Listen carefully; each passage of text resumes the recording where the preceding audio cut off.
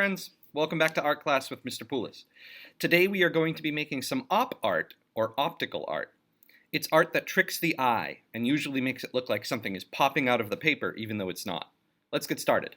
For this particular project, you're going to need a paper, you're going to need a black marker, and a ruler or something that has a straight line. So I just have a scrap piece of, this is a cereal box, but I cut it with a paper cutter and it's nice and straight and that works for me.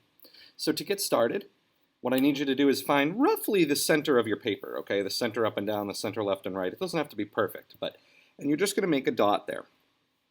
So then, what you're going to do is, from that dot, you're going to do straight lines out around your paper.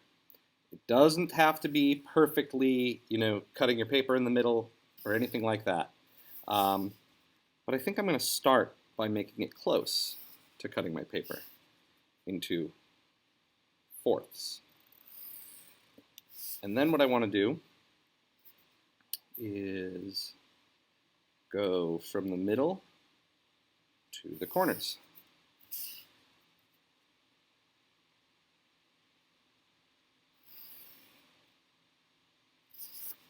I got a little bit left to go here.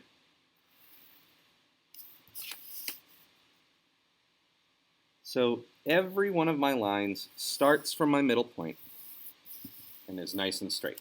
All right. Now I think I'm going to cut each of these in half one more time. I'm going to go from here, cut that shape in half. Like I said, it doesn't have to be perfect. Yeah, this is going to look good.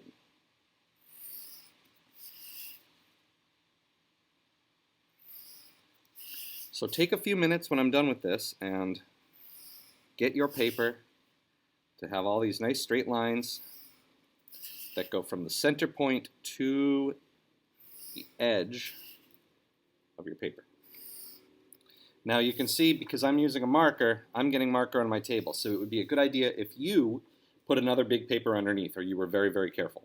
Okay, and you're going to have something that looks like this. Take your time and get here, pause the video, and then continue when you're ready. What I need to do is to pick a section and give it about 4 or 5 rainbow lines. So I'm going to start here and give it 1, 2, 3. Oh, this one comes off, and pretend it comes back down right here. 4 rainbow lines. I skip one and I do it again. 1, 2, 3, 4. I wouldn't do more than maybe 5. Okay, you don't want 10 of these. It doesn't look as good. So 4 or 5 of these lines, spread them out, skip one. 1, 2, 3, 4. All right, let's fast forward till this whole thing is done. Okay, now I have these rainbow lines in every other section, and the ones in between are blank. So the blank ones are going to get the opposite rainbow line, right? These ones, if you started at the center, they bumped up. Well, the next ones are going to bump toward the center. So let me show you what that looks like. Bump toward the center. It's like the letter U. Bump toward the center. Bump toward the center. Bump toward the center. Already kind of interesting looking. And I'm going to do this for all of them. Starting with pencil might not be a bad idea. Bump toward the center.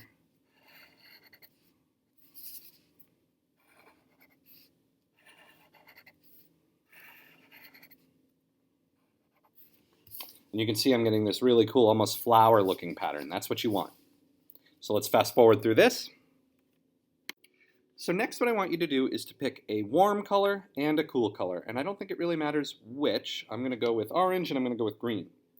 And I'm going to leave the center white. I'm not going to color any of these, but I'm going to color in all of this section. So I want to alternate, which means switch or take turns. I'm going to do a orange one and then a green one.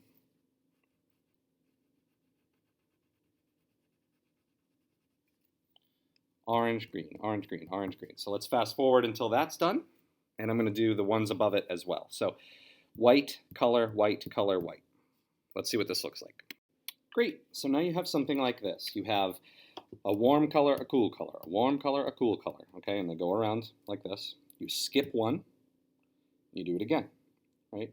White, orange, white, orange. White, green, white, green.